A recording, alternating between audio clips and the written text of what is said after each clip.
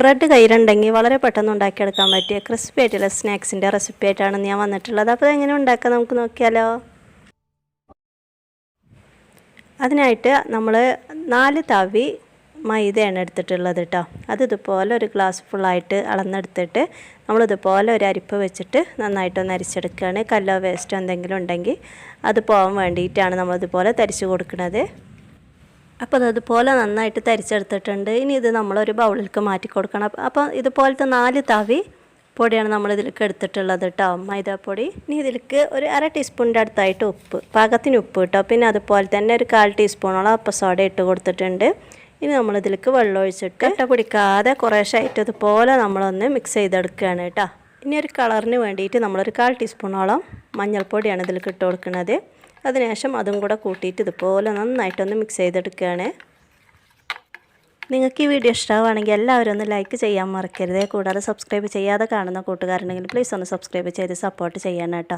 അപ്പോൾ അതാ മഞ്ഞൾപ്പൊടിയും കൂടെ നമ്മളിതുപോലെ നന്നായിട്ട് മിക്സ് ചെയ്തെടുത്തിട്ടുണ്ട്. അപ്പോൾ ഇനി നമുക്ക് ബ്രെഡാണ് വേണ്ടത് കേട്ടോ. ഇതുപോലെ 8 ബ്രെഡോളാണ് ഞാൻ എടുത്തിട്ടുള്ളത്. ഇതുപോലെ കട്ടിയുള്ള ബ്രെഡ് നമ്മൾ മാറ്റി വെക്കൊന്നും വേണ്ട കേട്ടോ. നമ്മൾ ഫ്രൈ ചെയ്ത് വരുമ്പോൾ ഇത് നല്ല ക്രിസ്പി ആയിരിക്കും. പിന്നെ മധുരം കൂടുതൽ ഇഷ്ടമുള്ളവർക്ക് ഇതിലേക്ക് ഒരു ടേബിൾ സ്പൂണോളം പഞ്ചസാരയും കൂടെ ചേർത്ത് കൊടുക്കുക കേട്ടോ.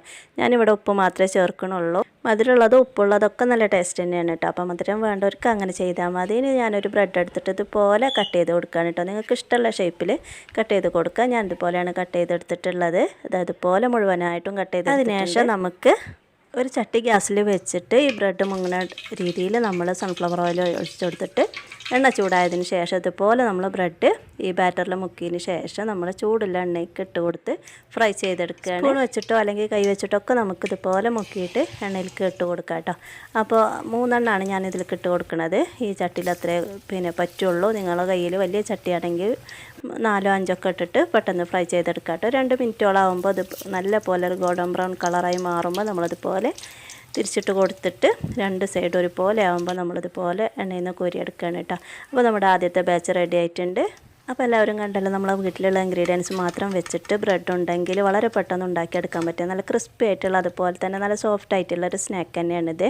അപ്പോൾ എല്ലാവരും ഒന്ന് ഒരു പ്രാവശ്യമെങ്കിലും ട്രൈ ചെയ്ത് നോക്കിയിട്ട് ഫീഡ്ബാക്ക് അറിയിക്കണം.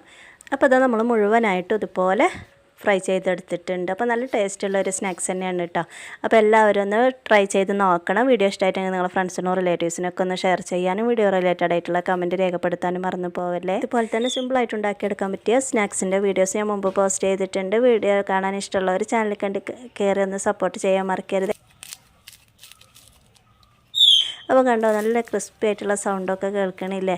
അതുപോലെ തന്നെ ഉൾഭാഗം നല്ല അതുപോലെ സോഫ്റ്റാണ് കേട്ടോ. അപ്പോൾ എല്ലാവരും ഒന്ന് ട്രൈ ചെയ്ത് നോക്കിയിട്ട് ഫീഡ്ബാക്ക് അറിയിക്കണം. വീഡിയോ ഇഷ്ടമായിട്ടുണ്ടെങ്കിൽ സപ്പോർട്ട് ചെയ്യാൻ മറക്കരുത്. അടുത്തൊരു വീഡിയോ കാണും വരെ എല്ലാ കൂട്ടുകാർക്കും അസ്സലാമു അലൈക്കും.